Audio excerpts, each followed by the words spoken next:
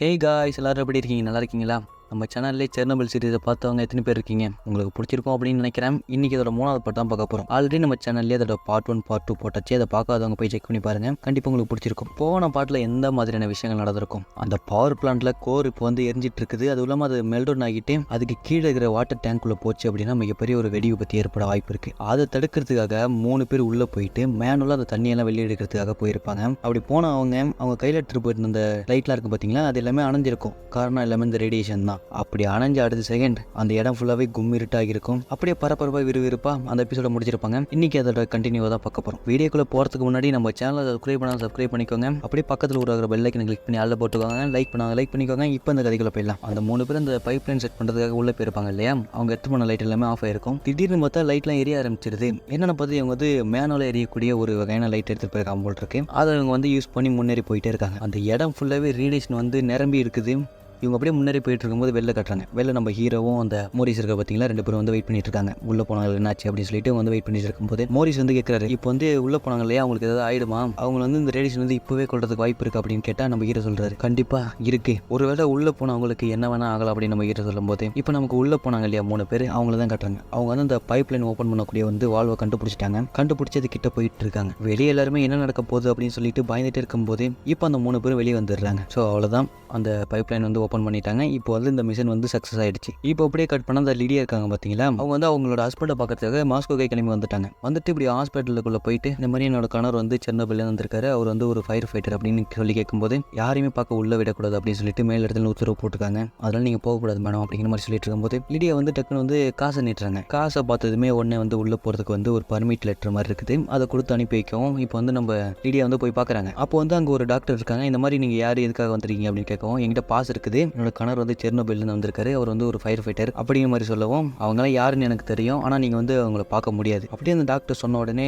Lydia இருக்காங்க பார்த்தீங்களா, அவங்க வந்து உடனே காசு எடுக்கிறாங்க. உடனே அந்த டாக்டர் கையை பிடிச்சிட்டு இந்த மாதிரி நீங்கள் வந்து 1/2 மணி நேரம் தான், 30 நிமிஷம் தான் அவங்க கூட இருக்கணும், அதுக்குள்ள அந்த இடத்த விட்டு கிளம்பிடணும், முக்கியமாக அவங்கள வந்து தொடவே கூடாது, புரிஞ்சுதா அப்படிங்கிற மாதிரி சொல்லி லிடியா வந்து அவங்கள பார்க்கறதுக்கு வந்து பர்மிஷன் கொடுத்துட்றாங்க. அப்படி சொல்லிட்டு அவங்க போகும்போது வந்து லிடியாவை பார்த்து ஒரு விஷயத்தை கேட்குறாங்க, நீங்கள் வந்து ப்ரெக்னென்ட்டாக இல்லை அப்படிங்கிற மாதிரி கேட்கவும் அந்த லிடியா வந்து என்னமோ மனசில் இருக்கு அவங்களுக்கு, ஆனால் வந்து இல்லை சொல்லிட்டு அவங்க உள்ளே போயிடுறாங்க. அங்கே போயிட்டு உள்ளே போயிட்டு பார்த்தா அந்த ஃபயர் ஃபைட்டர்ஸ்லாம் இருக்காங்க பார்த்தீங்களா, அவங்க எல்லாருமே உட்காந்து சீட்டு விளாண்டுருக்காங்க. ஆனால் அவங்க உடம்புலாம் பார்த்தா தோல் உறிஞ்ச மாதிரி ஒரு மாதிரி இருக்குது. அப்படியே லிடியா உள்ளே போனோடனே அவங்களோட ஹஸ்பண்ட் வந்து சந்தோஷம் தாங்க முடியல, 2 பேரும் வந்து கட்டி பிடிச்சிக்கவும் சீன் அப்படியே அங்கே கட் ஆகிடுது. இப்போ அப்படியே அந்த செர்னோபில் பவர் பிளான்ட் இருக்குது பார்த்தீங்களா, அதுலேருந்து எந்த அளவு ரேடியேஷன் வந்துட்டு இருக்கு, இன்னும் என்ன மாதிரியான விளைவுகள் வந்துட்டு இருக்கு அப்படின்னு சொல்லிட்டு எல்லாருமே வந்து செக் பண்ணிட்டு இருக்காங்க. அப்படி செக் பண்ணிட்டு ரிசல்ட்டை வந்து நம்ம ஹீரோ கிட்ட சொல்கிறாங்க, இப்போ வந்து நீ எரிஞ்சிட்டு இருக்க நெருப்பு வந்து ஓரளவுக்கு கட்டுப்பாட்டுக்குள்ள வந்தாச்சு, அதுவும் இல்லாமல் ரேடியேஷனும் ஓரளவுக்கு கொஞ்சம் குறைஞ்சிருக்கு. ஆனால் சார் இப்போ வந்து இன்னொரு பிரச்சனை இருக்குது, அதான் டெம்பரேச்சர் ரொம்ப அதிகமாக இருக்குது அப்படின்னு சொல்லிட்டு ரிசல்ட்டை வந்து நம்ம ஹீரோ கிட்ட கொடுக்குறாங்க. ரிசல்ட்டை பார்த்துட்டு நம்ம ஹீரோ வந்து ஷாக் ஆகிட்டு ஒரு விஷயத்த சொல்கிறாரு, அடுத்து பிரச்சனை ஆரம்பிச்சிடுச்சு,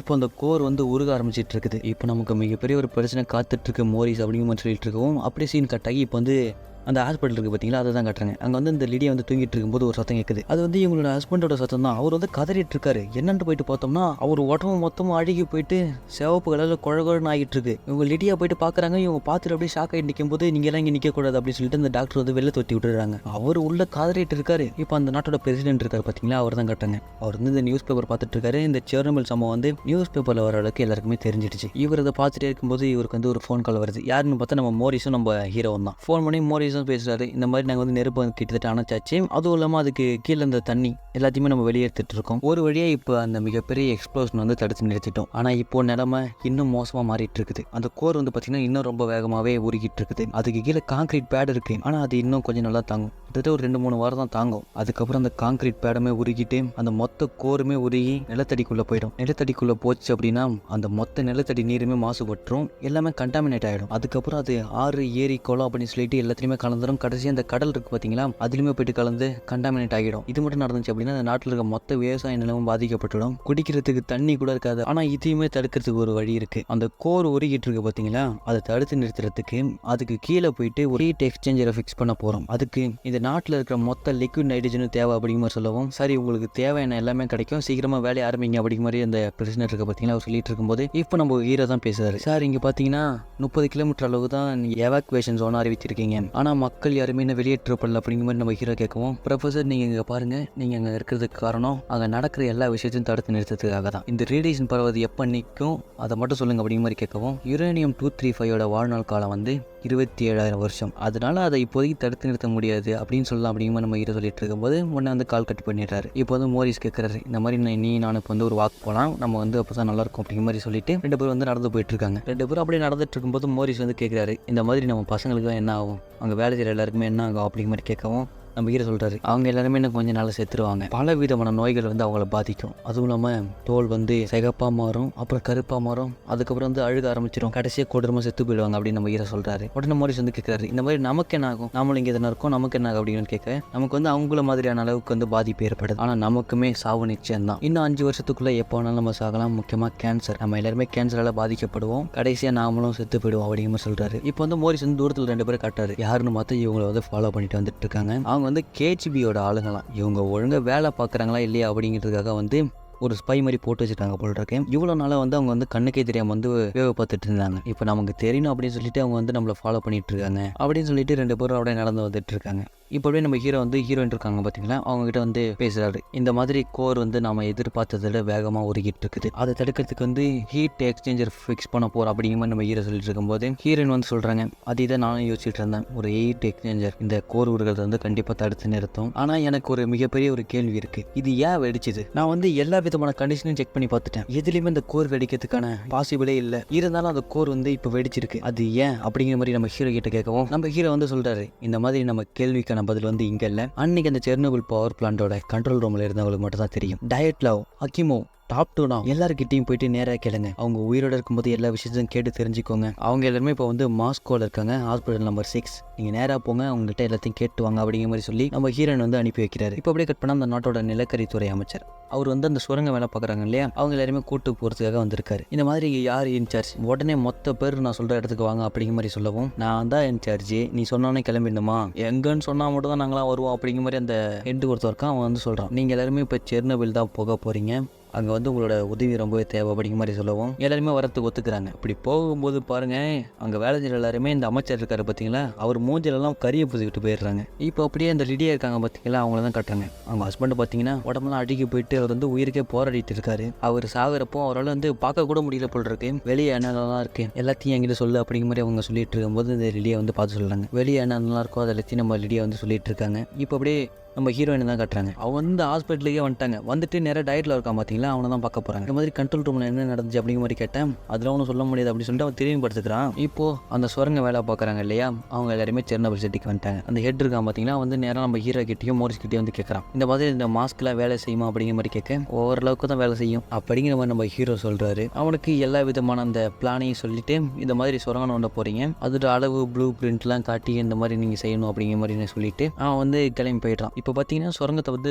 தோண்டிட்டே இருக்காங்க. தோண்டிட்டே இருக்கும்போது இந்த ஹெட் இருக்கா பார்த்தீங்களா, அவன் வந்து கேட்குறான், இந்த மாதிரி எங்களுக்கு வந்து ஃபேன் வேணும், உள்ள சுரங்கத்துக்குள்ள வந்து ரொம்ப ஹீட்டாக இருக்குது, 50 டிகிரி இருக்குது, எங்களுக்கு காற்று வேணும், ஃபேன் வேணும் அப்படிங்கிற மாதிரி கேட்க, ஃபேன் வந்து தூசியை பறக்க வைக்கும், அதை சுவாசிச்சிங்கன்னா உங்களுக்கு வந்து பாதிப்புலாம் ஏற்படும் அப்படிங்கிற மாதிரி அவர் சொல்லிட்டு போக, இப்போ அப்படியே நம்ம ஹீரோயின் தான் காட்டுறாங்க. அவங்க வந்து டயட்டில் இருக்கான் பார்த்தீங்களா, அவங்க எதுவுமே சொல்லலை. அதனால வந்து அடுத்தது வந்து இந்த டாப் 2 அவனை பார்க்கறதுக்காக அவனோட ரூம்குள்ளே போகிறாங்க. அவன் வந்து சொல்கிறான், இந்த மாதிரி என்னோட பேர் வந்து டாப் 2 நான் வந்து சீனியர் இன்ஜினியராக இருந்தேன், என்னோட வயசு 25 அப்படிங்கிற மாதிரி சொல்லவும் நம்ம ஹீரோயின் வந்து ஆடி போயிடுறாங்க. அவங்களுக்கு வந்து இவனை பார்க்குறது வந்து பாவமாக இருக்குது, ரொம்பவே சின்ன பையன் அப்படின்னு சொல்லிட்டு அவங்க வந்து பாவமாக பார்த்துட்டு இருக்கும்போது அவன் மூக்கில் போல போல ரத்தமாக ஊற்றுது. உடனே நம்ம ஹீரோயின் வந்து அதை ஒரு டிஷ்யூ எடுத்து தொடச்சிட்டு இருக்காங்க. இப்போ அப்படியே அந்த லிடியாவும் அவங்களோட ஹஸ்பண்டையும் காட்டுறாங்க. அவர் வந்து பார்த்தீங்கன்னா உயிருக்கு போராடிட்டு இருக்காரு.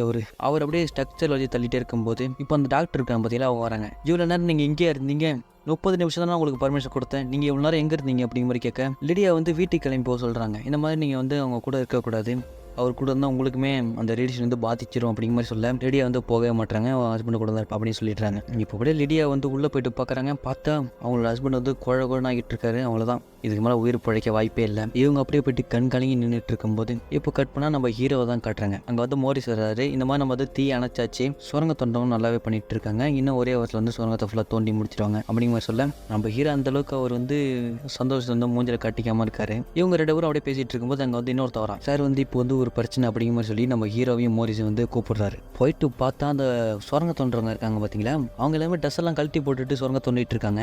மோரிஸ் வந்து அந்த ஹெட்டை கூப்பிட்டு கேட்குறாரு, ஏன் எல்லாரும் இந்த மாதிரி ட்ரெஸ்ஸை கழட்டி போட்டு வேலை பார்த்துட்டீங்க அப்படின்னு கேட்டேன். உள்ளே வந்து ரொம்ப ஹீட்டாக இருக்குது, உங்கள்ட்ட ஃபேனை கேட்டால் கூட நீங்கள் தரமாட்டீங்க, அதனால நாங்கள் வந்து பழங்காலத்துக்கு மாறிட்டோம் அப்படிங்கிற மாதிரி சொல்லிட்டு இருக்கேன். நம்ம ஹீரோக்கும் மோரிஸுக்கும் என்ன பண்ணுறதுனே தெரியல, அதனால அப்படியே விட்டுடுறாங்க. டாப் 2 இருக்கான் பார்த்தீங்களா, அவங்கள்ட்ட தான் பேசிகிட்டு இருக்காங்க. இந்த மாதிரி கோர் வந்து ரொம்ப ஹீட் ஆச்சு, 400 மெகாவாட்லேருந்து 600 மெகாவாட்ஸுக்கு ஜம்ப் ஆகிட்டே இருந்தது அப்படியே சொல்லிட்டு இருக்கும்போது நம்ம ஹீரோன் வந்து சொல்கிறாங்க, நீங்கள் வந்து எமர்ஜென்சி ஷட் ஒன்று பண்ணியிருக்கலாமே, அந்த AZ5 அந்த பட்டனை ப்ரெஸ் பண்ணிங்களா அப்படிங்கிற மாதிரி கேட்க, அதுக்கு அவன் சொல்கிறான், நாங்கள் ப்ரெஸ் பண்ணோம், அந்த பட்டனை அழிச்சினதுக்கப்புறம் தான் அந்த கோரையை வெடிச்சுது அப்படின்னு சொல்ல, நம்ம ஹீரோன் வந்து சொல்கிறாங்க, அது வந்து நடக்கிறதுக்கு வாய்ப்பே இல்லையே, சாத்தியமே இல்லை அப்படிங்கிற மாதிரி சொல்ல, நாங்கள் அந்த பட்டனை அழுத்தினோம், அது அழுத்தினதுக்கப்புறம் தான் அந்த கோர் வெடிச்சுது அப்படிங்கிற மாதிரி இவங்க சொல்லிட்டு இருக்கான். அப்படியே இவங்க 2 பேரும் பேசிகிட்டு இருக்கும்போது அங்கே வந்து இன்னும் சில டாக்டர்ஸ்லாம் வந்தோடனே நம்ம ஹீரோன் வந்து வெளில போயிடுறாங்க. அடுத்தது நேராக ஹக்கீம் ஒரு ரூமுக்கு போகிறாங்க. நேராக போயிட்டு அவர்கிட்ட வந்து கேட்குறாங்க, இந்த மாதிரி எதனால் கோர் வெடிச்சுங்கிற மாதிரி கேட்கவும் அவர் வந்து சொல்கிறாரு, நாங்கள் வந்து AZ5 வந்து ப்ரெஸ் பண்ணிட்டோம், அதை ப்ரெஸ் பண்ணதுக்கப்புறம் தான் அந்த கோர் வெடிச்சு, நாங்கள் எல்லாத்தையுமே சரியாக தான் பண்ணோம், ரூல்ஸ் எல்லாம் ஃபாலோ பண்ணணும் தான், ஆனால் அந்த கோர் வந்து இப்போ வெடிச்சிருச்சு அப்படிங்கிற மாதிரி இந்த ஹக்கீமும் சொல்லிட்டு இருக்கும்போது எல்லா விஷயத்தையும் கேட்டு நம்ம ஹீரோனை வந்து வெளில வந்துடுறாங்க. வெளில வந்துட்டு அப்படி நடந்து வந்துட்டு இருக்கும்போது பார்த்தா லிடியா இருக்காங்க பார்த்தீங்களா, அவங்க வந்து அவங்க ஹஸ்பண்டோட கையை வந்து வயிற்றுல வச்சுட்டு இருக்காங்க. உடனே நம்ம ஹீரோன் உள்ளே போயிட்டு லிடியா வந்து வெளில இழுத்துட்டு வந்துட்டு, இந்த மாதிரி இவங்க வந்து ப்ரெக்னெண்ட்டாக இருக்காங்க, இவங்களையே அந்த மாதிரி அவங்க கிட்ட நெருங்கி விட்டீங்க அப்படிங்கிற மாதிரி அந்த டாக்டர் கிட்டலாம் கேட்கவும், எங்களுக்கு எதுவும் தெரியாது மேடம் அப்படிங்கிற மாதிரி இந்த டாக்டர் சொல்லிட்டு இருக்கும்போது அங்கே வந்து இன்னொருத்த வரான், நீங்கள் முதல்ல யார் எங்கிருந்து வந்திருக்கீங்க அப்படிங்கிற மாதிரி நம்ம ஹீரோயின் கேட்க, இந்த மாதிரி செர்னோபில்ல வந்திருக்கேன், நீங்கள் வேணால் கேட்டு செக் பண்ணி பாருங்க அப்படிங்கிற மாதிரி சொல்லவும், நீங்கள் யாருன்னு எங்களுக்கு தெரியும், நீங்கள் இப்போ வந்து எங்கள் கூட வரணும் அப்படின்னு சொல்லி நம்ம ஹீரோயின் வந்து கூட்டிட்டு போயிடுறாங்க. இப்போ அப்படியே நம்ம ஹீரோவையும் மோரிஸையும் தான் காட்டுறாங்க. நம்ம ஹீரோவும் மோரிஸ் வந்து ஒரு மீட்டிங்கில் இருக்காங்க. இந்த மாதிரி மைனஸ் வந்து நல்லா வேலை பார்த்துட்டு இருக்காங்க. இன்னும் ஒரே வாரத்தில் வந்து அந்த சுரங்கத்தை ஃபுல்லாக தோண்டி முடிச்சிருவாங்க. நானும் ப்ரொஃபஸர் லெகஸாவும் எப்படியும் இந்த செர்னோபில் சம்பவத்தை வந்து தடுத்து நிறுத்திடுவோம் அப்படிங்கிற மாதிரி சொல்லிட்டு இருக்காங்க. இப்போ நம்ம ஹீரோ தான் வந்து சொல்கிறாரு, இப்போ வந்து நமக்கு வந்து உடனடியாக எந்த ஆபத்துமே இல்லை, நீண்டகால போரை வந்து சமாளிக்கணும் அப்படிங்கிற மாதிரி சொல்ல, இந்த செர்னோபில் சுற்றி இருக்கிற 2000 கிலோமீட்டர் அளவுக்கு எல்லா இடமுமே கண்டாமினேட் ஜோன் அறிவிக்கணும். அதுவும் அங்கே வாழ்கிற மிருகங்கள் முதற்கொண்டு வீட்டு விலங்காக இருந்தாலும் சரி, காட்டு விலங்காக இருந்தாலும் சரி, எல்லாமே கண்டாமினேட் ஆகியிருக்குது. அதனால் அதுங்க எல்லாத்தையுமே நம்ம கொல்லணும். இங்கே இருக்கிற ஒவ்வொரு மரங்கள், ஒவ்வொரு கல், ஏன் மண்ணில் கூட அந்த ரேடியேஷன் வந்து பரவி இருக்குது, அது எல்லாத்தையுமே நம்ம அழிக்கணும். சுற்றி இருக்கிற எல்லா இடத்தையுமே தோண்டி நம்ம அதுக்குள்ளேயே புதைக்கணும் அப்படிங்கிற மாதிரி சொல்ல, இதுக்கெல்லாம் எவ்வளோ நாள் ஆகும் அப்படிங்கிற மாதிரி இந்த வந்து பிரசிடென்ட் வந்து கேட்குறாரு. இப்போ நம்ம ஹீரோ அது மட்டும் இல்லை, இந்த பவர் பிளான்ட் சுற்றி வந்து ஒரு டூ மாதிரி நம்ம வந்து கட்டணும், அது கட்டினா நம்ம வந்து இந்த ரேடியேஷன் பரவது எல்லாத்தையுமே கம்ப்ளீட்டாக தடுத்து நிறுத்த முடியும் அப்படிங்கிற மாதிரி சொல்கிறாரு. இப்போ வந்து எத்தனை பேர் இறந்துருக்காங்க அப்படிங்கிற மாதிரி கேட்க, இது வரைக்கும் 1000 பேர் இறந்துருக்காங்க, இன்னும் கோடிக்கணக்கான மக்கள் வந்து ரேடியேஷனில் பாதிக்கப்பட்டு ஹாஸ்பிட்டலில் இருக்காங்க, அவங்களுமே இன்னும் கொஞ்சம் நாள் இறந்துருவாங்க அப்படிங்கிற மாதிரி நம்ம ஹீரோ சொல்கிறாரு. இதெல்லாம் கேட்ட உடனே அப்படியே மீட்டிங்கும் முடியுது. மீட்டிங் முடிஞ்சு வெளில போகும்போது நம்ம ஹீரோ வந்து அந்த KGPயோட ஆள் ஒருத்தர் இருப்பார், அவர்கிட்ட போய் கேட்குறாரு, இந்த மாதிரி ஹீரோயினை வந்து அரெஸ்ட் பண்ணிருக்காங்க, அவங்கள வந்து வெளியே விடணும், அவங்க வந்து செர்னோபில்ல சமாளிக்கணும் அப்படின்னா அவங்களும் தேவை அப்படிங்கிற மாதிரி சொல்கிறாரு.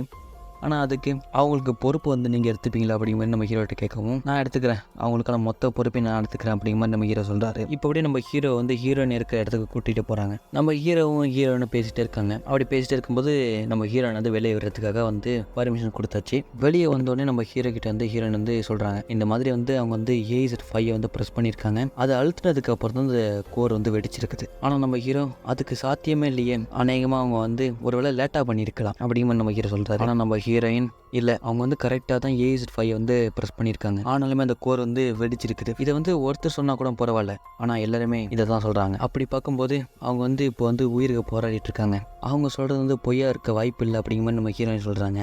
இப்போ நம்ம ஹீரோ வந்து சொல்கிறாரு, இந்த மாதிரி நீங்கள் திரும்ப ஹாஸ்பிட்டலுக்குள்ளே போங்க, அக்கிமோ கிட்டையும் டாப் 2 கிட்டையும் என்ன நடந்துச்சோ எல்லாத்தையுமே கேட்டுட்டு வாங்க, அவங்க கூட பேசுங்க அப்படிங்கிற மாதிரி நம்ம ஹீரோ சொல்லவும், இப்போ நம்ம ஹீரோயின் வந்து அங்கே கிளம்பி போயிட்டாங்க. அப்படியே கட் பண்ணால் அந்த ஆர்மிக்கு வந்து ஆளுங்க பத்தாம அந்த செர்னோபில் சிட்டியில் வாழ்ந்தாங்க இல்லையா மக்கள், அவங்கள இருக்க எல்லாருமே அந்த ஆர்மிக்கு வந்து ஆளுங்களை எடுத்துகிட்டு இருக்காங்க. இப்போ அப்படியே அந்த ஃபயர் ஃபைட்டர்ஸ்லாம் இருக்காங்க பார்த்தீங்களா, அவங்க எல்லாருமே இறந்து போயிட்டாங்க. அவங்கள புதைக்கும் போது கூட ஒரு விதமான ஸ்டீல் பெட்டிக்குள்ளே போட்டு வெல்டிங் பண்ணி குடிக்குள்ளே போட்டு அவங்க மேலே வந்து கான்கிரீட்டை ஊற்றுறாங்க. இது லிடியாவை பார்த்துட்டு அப்படியே கதறிட்டே இருக்கும்போது இதோட இந்த எபிசோட முடியுதுங்க. இன்னும் இந்த செர்னோபில் சீரீஸில் வந்து 2 எபிசோடு தான் இருக்குது. இன்னும் வெளிவரத ஏகப்பட்ட உண்மைகள் அடுத்த எபிசோடில் தான் தெரிய போகுது. அது எல்லாத்தையும் பார்க்கணும் அப்படின்னா நம்ம சேனலை சப்ஸ்கிரைப் பண்ணிக்கோங்க. அப்படியே பக்கத்தில் ஒரு பெல் ஐக்கனை கிளிக் பண்ணி ஆள் போட்டுக்கோங்க. லைக் பண்ணிக்கோங்க. இந்த வீடியோ பிடிச்சிருந்துச்சு அப்படின்னா கமெண்ட் பாக்ஸில் வந்து ரெட் கலர் ஆட்டை வந்து கமெண்ட் பண்ணிட்டு போங்க. அடுத்த வீடியோவில் சந்திக்கலாம். அது வரைக்கும் பை காய்ஸ்.